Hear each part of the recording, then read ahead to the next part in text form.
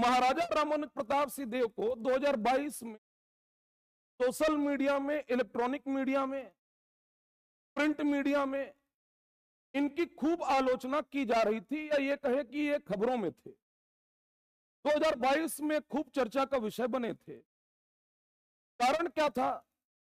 तो कारण यह था, कहा यह गया कि भारत में चीता नहीं था। क्या नहीं था? चीता। देश के अंतिम 3 चीतों को, भारत के अंतिम 3 चीतों को इन्हीं के द्वारा मारा गया था, ऐसा कहा गया। और यह हकीकत भी है, सच है कि इन्हीं के द्वारा मारा गया था। लेकिन मारा क्यों गया था? क्या स्थिति परिस्थिति निर्मित हुई जिसके कारण से चीता को इन्होंने मारा? और चीता 2022 में ही इनका नाम फिर वापस क्यों आया? तो 1947-48 में जिस समय भारत आजाद हुआ, 47-48 में भारत सरकार ने जांच पड़ताल करने के बाद 47-48 में यह बताया था कि भारत में अंतिम बार चीतों को जो है 47-48, 47-48 में देखा गया। क्योंकि 4 साल तक चीता नहीं दिखा, तो 1951-52 में 51-52 भारत सरकार ने भारत से चीता को विलुप्त बता दिया। क्या बता दिया? विलुप्त। कहे कि अब देश में कोई चीता नहीं है, चीता नहीं है, ऐसा भारत सरकार बता दी। तब से लेकर के 2022 तक, तब से लेकर के 2022 तक भारत सरकार लगातार प्रयासरत थी कि कैसे भी करके चीता को भारत में लाया जाए। कहां लाया जाए? क्योंकि इकोसिस्टम को मेंटेन रखने के लिए, बनाए रखने के लिए भारत में चीतों की आवश्यकता थी। तो जिस दिन प्रधानमंत्री श्री नरेंद्र मोदी का जन्म दिवस था, उसी दिन जो है यह नामीबिया से चीतों को मध्य प्रदेश के कुनो नेशनल पार्क में लाया गया। कहां पर? कुनो में, कुनो नेशनल पार्क में लाया गया। कुनो नेशनल पार्क में चीतों को लाया गया। उस दौरान इनका नाम खूब चर्चा में रहा। इसलिए चर्चा में रहा कि मैं बताया ना कि देश के अंतिम 3 चीतों को यही मारे थे।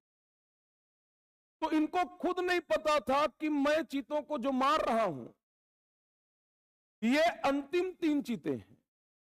समझ में आ रहा है? चीतों को मारना गलत था, लेकिन मारा इसलिए गया था, कहा जाता है कि चीता जो है वो कोरिया रियासत क्षेत्र के कुछ गांव में घुस गए थे। क्योंकि गांव में घुसे थे और ग्रामीणों को जो है वो घायल कर दिए थे। कौन? चीता। तो प्रजा के संरक्षण, प्रजा के हित की जिम्मेदारी, प्रजा को सुरक्षित रखने की जिम्मेदारी किसकी है? राजा की। राजा की है। और आपको ये पता है कि भारत में वाइल्ड लाइफ प्रोटेक्शन एक्ट ये 1972 में बना है। 1972 1972 में वन्य जीव संरक्षण अधिनियम बना। मतलब 1972 में भारत सरकार ये कानून बनाई कि किसी प्रकार से वन्य जीव को जो है वो क्षति नहीं पहुंचाया जा सकता, मारा नहीं जा सकता, शिकार नहीं खेला जा सकता। सामान्य शब्दों, 1972 के पहले ये लीगल था, क्योंकि भारत जो है ये रियासत रजवाड़ों का देश है। रियासत रजवाड़ों का देश है। राजा महाराजा लोग शिकार खेलने जाते थे। राजा महाराजा ही क्या, बस्तर क्षेत्र में आदिवासी भी शिकार खेलते थे। अब शिकार जो है राजा महाराजा तो खेलते थे, लेकिन अंग्रेज भी खेला करते थे। अंग्रेज शौकिया तौर पे राजा महाराजा लोगों के साथ में शिकार खेलने जाते थे। तो शिकार खेलना ये वैध था, लीगल था। 47-48 की बात हो रही है। क्या क्लियर हो रहा है? अब इस चीज को समझो आप कि जिस समय भारत आजाद हुआ और भारत संघ में, यूनियन में जब रियासतों का विलय हुआ, तो रियासतों के विलय के दौरान क्योंकि एक रियासत जहां का सर्वे सर्वा राजा है, वो अपनी पूरी प्रॉपर्टी, अपना सब कुछ, अपना पूरा क्षेत्र वो भारत संघ में उसका विलय कर रहा है, क्लियर हो रहा है। तो कभी भी किसी भी सूरत में कभी भी ना, ताली हमेशा दोनों हाथ से बजेगा, एक हाथ से देना तो एक हाथ से लेना। तो चूंकि रियासत के राजाओं ने अपने पूरे रियासत का विलय भारत संघ में कराया, भारत संघ में जब कराया तो भारत सरकार के द्वारा कुछ अधिकार राजा महाराजा लोगों को दिया गया, क्लियर हो रहा है। तो उसमें जो एग्रीमेंट पेपर, यह एक कॉन्ट्रैक्ट है कि रियासत के राजाओं ने अपनी पूरी प्रॉपर्टी, अपना रियासत क्षेत्र आया है भारत संघ। तो भारत सरकार जो है, पंडित नेहरू की सरकार, सरदार वल्लभ भाई पटेल, इसके बारे में आगे चर्चा करेंगे रियासतों के बारे में और डिटेल में। तो इन्होंने क्या किया, लिख के दिया था राजा महाराजाओं को कि आप हमको दे रहे हैं, आपको हम पेंशन देंगे, आपको जो है वो जनप्रतिनिधि के रूप में आपको जो है मौका दिया जाएगा चुनाव लड़ने का। तो इसीलिए आप ये देखोगे कि ज्यादातर ना, क्योंकि उस समय एक ही पार्टी थी, कांग्रेस की पार्टी, तो मैं कौन थी, कांग्रेस थी, इसीलिए ज्यादातर रियासत रजवाड़ा के जो भी राजा महाराजा हैं वो ज्यादातर किस पार्टी से जुड़े हुए हैं, कांग्रेस पार्टी। क्लियर में क्या कर, इसीलिए आप पाओगे कि वहीं के जो लोग हैं, उस रियासत के जो राजा महाराजा हुए, वो चुनाव भी लड़े, वो भारत के संसद तक गए, कुछ जो है विधानसभा का चुनाव लड़के विधायक मंत्री बने। जैसे उदाहरण के तौर पे सरगुजा रियासत के महाराजा, भले अब राजतंत्र गया, लोकतंत्र है, लेकिन वहीं के तो महाराजा हैं, कौन, आपके श्री टी.एस. सिंह। क्लियर हो रहा, जो यहाँ के क्या रहे, उप मुख्यमंत्री रहे। तो ये सारी चीजें भारत सरकार उनको लिख के दी। तो उसमें यह भी लिखा था कि शिकार खेला जा सकता है। क्या खेला जा सकता है, शिकार खेला जा सकता। तो शिकार नहीं था, लेकिन यह भी था कि उस समय शिकार खेलना जो था वो वैध नहीं था, इलीगल नहीं, वैध था। उन्होंने देखा कि ग्रामीण घायल हुए हैं, तो उन्होंने जो है वो चीता को क्या कर दिया, मार दिया। चीता मारना गलत था, लेकिन उस समय के हिसाब से, स्थिति परिस्थिति के हिसाब से चीता जो मारा गया उसके पीछे कारण था। क्या क्लियर हो रहा है।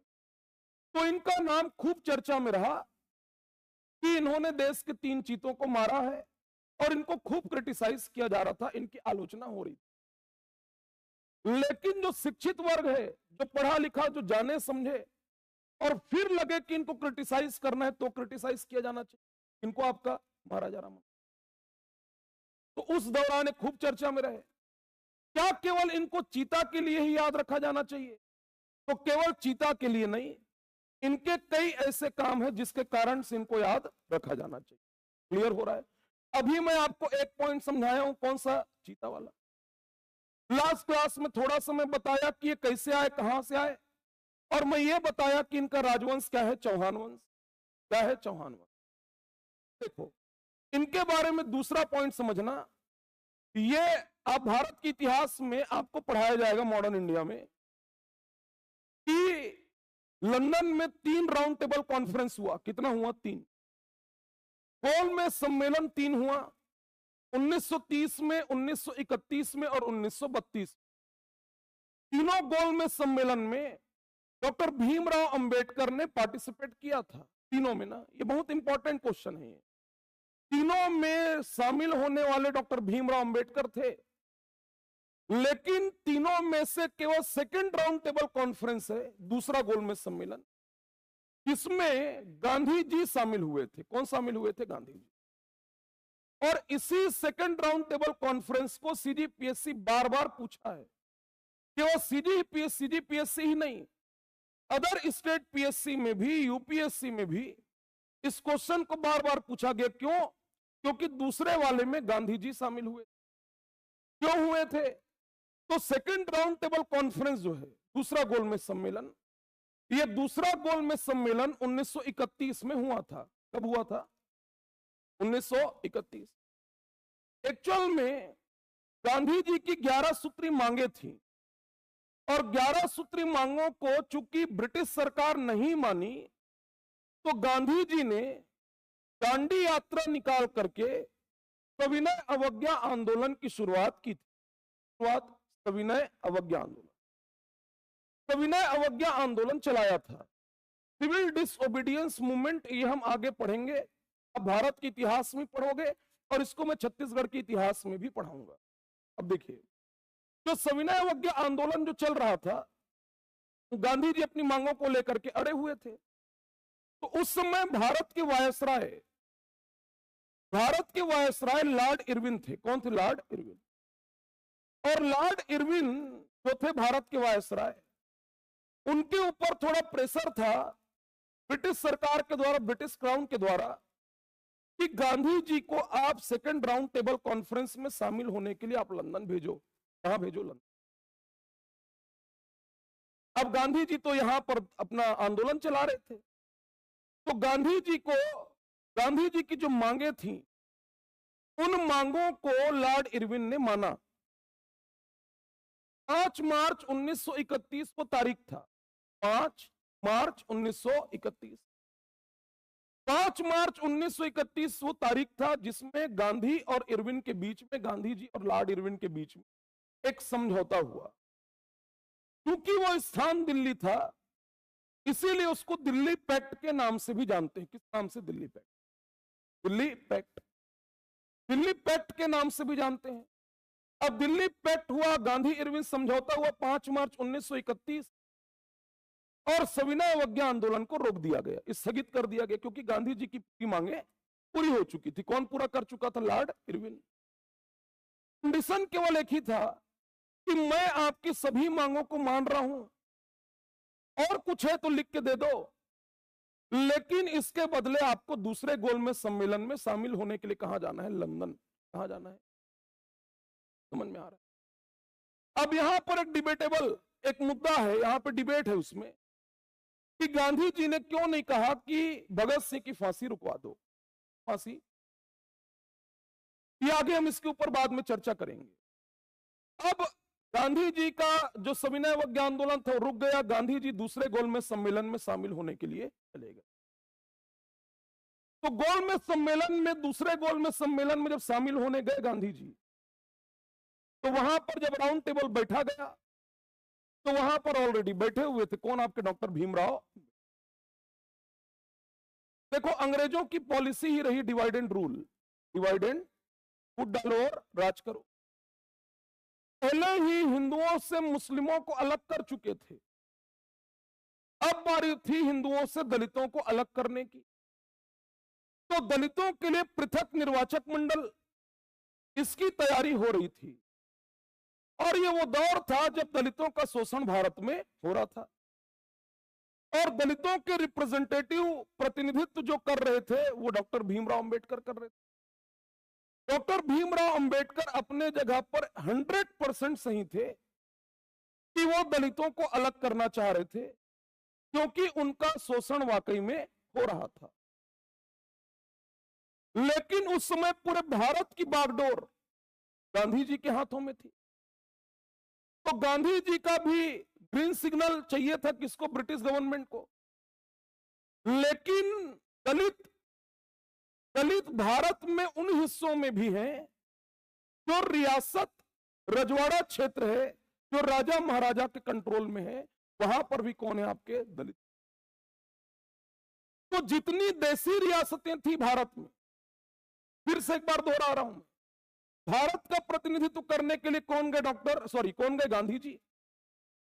दलितों का प्रतिनिधित्व करने के लिए कौन गए? डॉक्टर भीमराव अंबेडकर। लेकिन भारत की जितनी देसी रियासतें थीं, उन देसी रियासतों का प्रतिनिधित्व करने के लिए गांधी जी के साथ सेकेंड राउंड टेबल कॉन्फ्रेंस में, गोलमेज सम्मेलन में शामिल हुए थे कौन? आपके महाराजा रामानुज प्रताप सिंह। क्लियर हो रहा है? अब वो थोड़ा सा सुन लो, फिर उसके बाद यहीं से बढ़ जाएंगे, उसको बाकी आप भारत के इतिहास में पढ़ें। वहां पर राउंड टेबल कॉन्फ्रेंस जब बैठे, डॉक्टर भीमराव अंबेडकर ऑलरेडी बैठे हुए थे, गांधी जी वहां पहुंचे, महाराजा रामानुज प्रताप सीधे वहां पहुंचे। तो जब पहुंचे, गांधी जी को पता चला कि दलितों को अलग करना है, उसके लिए मुझे बुलाया गया है। गांधी जी उल्टे पांव वहां से निकले, तुरंत निकले। वो उस डिस्कशन में शामिल ही नहीं होना चाहे। ये एक संदेश है कि जहां पर आपके मन की चीजें ना हो, जो आपको नहीं चाहिए, उसमें बेवजह का इन्वॉल्वमेंट, समझ में आ रहा, तुरंत वहां से निकले आए। उनको पूरा सीन क्लियर हो गया था वहां पर कि हिंदुओं से दलितों को अलग करने की बारी है, और यदि ऐसा हुआ तो भारत में आने वाले समय में बवंडर मचेगा। ऑलरेडी हिंदुओं से मुस्लिम अलग हो चुके, बवंडर मचेगा, इसीलिए वो आएंगे। आकर के जो है दोबारा जब वो बंबई उतरे गांधी जी वापस लंदन से, तो उनको पूछा गया था कि गए तो थे आप, क्या लेके आए हो? तो गांधी जी का वहां पर कोट है, स्टेटमेंट है, बैरंग लौटा हूं, बैरंग खाली हाथ लौटा हूं, बैरंग लौटा हूं, लेकिन देश की इज्जत को बट्टा लगने नहीं दिया हूं। देश की इज्जत को बट्टा लगने, ये किनका कोट है? तो ये क्वेश्चन भी है ना यहां पर, एग्जाम पॉइंट ऑफ व्यू से कोट इंपॉर्टेंट है। ये कोट किसका है? तो गांधी जी का कोट है। अब वो वापस लौटे, सविनय अवज्ञा आंदोलन दोबारा शुरू हुआ। पूरे भारत भर में घूमेंगे, दलित उत्थान को लेकर घूमेंगे गांधी जी। उसी दौरान छत्तीसगढ़ भी आएंगे। आने के बाद उनको पता चलेगा कि यहां तो पहले से ही अछूतो उद्धार चल चुका है, अनटचेबिलिटी प्रोग्राम पहले ही चला है। चलाने वाले पंडित सुंदरलाल शर्मा थे। तो जब आएंगे, पंडित सुंदरलाल शर्मा के बारे में जानेंगे। उसी दौरान गांधी जी अपना गुरु, इसको बोलेंगे पंडित सुंदरलाल। क्लियर हो रहा है? ये एक अलग चीज हो गया। लेकिन यहां से पकड़ में रखना है कि दूसरे गोलमेज सम्मेलन में जो 1931 में हुआ, उसमें गांधी जी के साथ शामिल हुए थे कौन? आपके महाराजा। क्लियर हो रहा है? क्यों शामिल हुए? ऐसी रियासतों का प्रतिनिधित्व करने के लिए। याद रहेगा, याद रहेगा, ये ध्यान रखना। अब उसके बाद में, ये तो एक पॉइंट हो गया। उसके बाद में याद रखना कि ये फेमस टेस्ट क्रिकेट प्लेयर थे। ये सीके नायडू के साथ में ये भारत की तरफ से ओपनिंग किया करते थे। कौन? आपके महाराजा रामानुज प्रताप। ये सब तो ठीक, लेकिन इनके द्वारा जो जनहित में काम किया गया आजादी के पहले ना, आजादी के पहले, इसका उदाहरण है कोरिया, मनेन्द्रगढ़, चिरमिरी, भरतपुर का लिटरेसी रेट, साक्षरता। आप छत्तीसगढ़ के उन सभी जिलों को निकालो जहां पर आदिवासी आबादी ज्यादा है, और कोई एक डिस्ट्रिक्ट आप बता दो, कोरिया और अभी तो एमसीबी अलग हो गया, जिला बता दो जहां का साक्षरता दर कोरिया और मनेन्द्रगढ़, चिरमिरी, भरतपुर से ज्यादा हो। नहीं मिलेगा आपको। लगभग 70% के आसपास 2011 की जनगणना में 70% जो है लगभग, ये यहां का लिटरेसी रेट है, जो कि आदिवासी बहुल जिले में सबसे ज्यादा है। उसका मूल कारण यही है। क्यों? क्योंकि इन्होंने राइट टू एजुकेशन, शिक्षा का अधिकार, अपने रियासत क्षेत्र में इन्होंने शिक्षा का अधिकार दिया। पहली से 5वीं के बच्चों को कंपलसरी किया एजुकेशन। क्लियर में क्या कह रहा हूं? वो शिक्षा का अधिकार जिसको भारत सरकार राइट टू एजुकेशन एक्ट 2009 में लाई। कब लाई? 2009, और 2010 में लागू हुआ। तो सोचो, जो पहली से 8वीं की शिक्षा जो भारत सरकार अनिवार्य की, और राइट टू एजुकेशन जो 2009 में आकर के 10 में लागू हुआ, जो कानून बना, उसको ये अपने रियासत क्षेत्र में आजादी के पहले लागू करके बैठ चुके थे। कौन? महाराजा रामा। क्लियर हो रहा है? अब समझो ना इस चीज को कि शिक्षा का अधिकार अब उस समय से काम कर रहे थे। तब आज के डेट में कोरिया जो है, जो अब एमसीबी भी टूट गया, कोरिया का लिटरेसी रेट बाकी आदिवासी बहुल जिलों की तुलना में क्या है? क्लियर में क्या कहें? अब जो बच्चे स्कूल जाए, जो पहले से 5वीं के बच्चे हैं, उन बच्चों को प्रतिदिन गुड़ और चना का निःशुल्क वितरण कराते थे। गुड़ और, तो मिड डे मील स्कीम चलाए, मध्याह्न भोजन कार्यक्रम। मध्याह्न भोजन कार्यक्रम, मिड डे मील स्कीम जो है, भारत सरकार 1995 में लागू की, 1995। उस मिड डे मील स्कीम को ये अपने रियासत क्षेत्र में आजादी के पहले चला रहे थे, और उसमें दिए भी क्या, गुड़ और चना। क्यों गुड़ और चना? क्योंकि आदिवासी बहुल क्षेत्र में, पहले मैं आपको बताया ना, आदिवासी बहुल क्षेत्र में कुपोषण का स्तर क्या है, ज्यादा है। देखो इनका विजन, देखो ना, इनका विजन देखो आप, कि आदिवासियों में एनीमिया की समस्या ज्यादा है, कुपोषण ज्यादा है। तो ये अपने क्षेत्र में बच्चों को, स्कूली बच्चों को जो रोज स्कूल जा रहे थे, उनको गुड़ और चना का निःशुल्क वितरण कराते थे, मध्याह्न भोजन कार्यक्रम। आज छत्तीसगढ़ सरकार food and nutrition security act 2012, Chhattisgarh Bharat का वो पहला राज्य है जिसने अपनी आबादी को भोजन का अधिकार दिया है। मतलब छत्तीसगढ़ में 2 टाइम का भोजन हर किसी को मिलेगा, भूख से कोई नहीं मरेगा।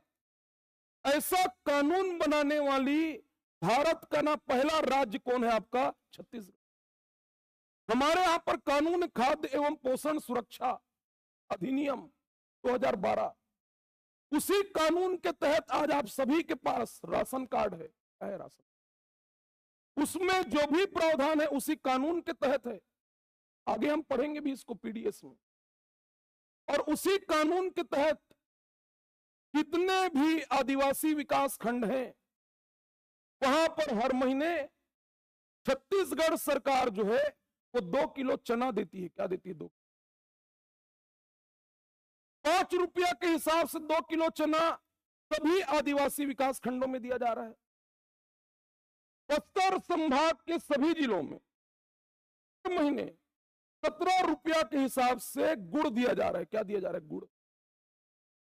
पर केजी 17 रुपये के हिसाब से गुड़। गुड़ और चना जो अभी छत्तीसगढ़ सरकार अब जो दे रही है, गुड़ का प्रावधान तो अभी हुआ, डॉक्टर रमन सिंह ने चना लागू किया। इसीलिए मैं कई बार कहता हूं डॉक्टर रमन सिंह का कुछ ऐसा काम है छत्तीसगढ़ में जिसको कोई नहीं पा पाएगा। कुछ ऐसे काम है जो माइलस्टोन है, तगड़ा काम करके गए ना हो। समझ में आ रहा है? अब जो आज गुड़ और चना दिया जा रहा है, एक समय पर आजादी के पहले अपने रियासत क्षेत्र में कौन लागू किए थे? क्यों? क्योंकि कुपोषण से मुक्ति मिल जाना चाहिए। क्लियर हो रहा है? उसके अलावा न्यूनतम मजदूरी कानून, न्यूनतम मजदूरी कानून मतलब उनके रियासत क्षेत्र में जो भी लेबर होंगे, जो श्रमिक होंगे, कम से कम प्रतिदिन का इतना भुगतान तो होना ही चाहिए, इससे कम भुगतान नहीं होना चाहिए। ये नहीं होना चाहिए। ये वही बाद में भारत सरकार आजादी के बाद 1948 में न्यूनतम मजदूरी कानून बनाई। न्यूनतम मजदूरी अधिनियम ये 1948 में भारत सरकार बनाई, आजादी के पहले अपने रियासत क्षेत्र में लागू कर चुके। कौन? आपके महाराजा राममोहन। क्लियर हो रहा है? बड़े बुजुर्गों की शिक्षा पर बल, प्रौढ़ शिक्षा पर बल, मतलब कुल मिलाकर के शिक्षा में, स्वास्थ्य में कई ऐसे जनहित के काम जो इन्होंने किया। कोल माइनिंग, कोयला खनन, कोल माइनिंग का भी काम जो है अपने रियासत क्षेत्र में यही करवाए ताकि लोगों को रोजगार मिले, उद्योग स्थापित हो। तो इसको लेकर के बड़ा जबरदस्त काम किए। कौन? आपके महाराजा रामानुज प्रताप सिंह।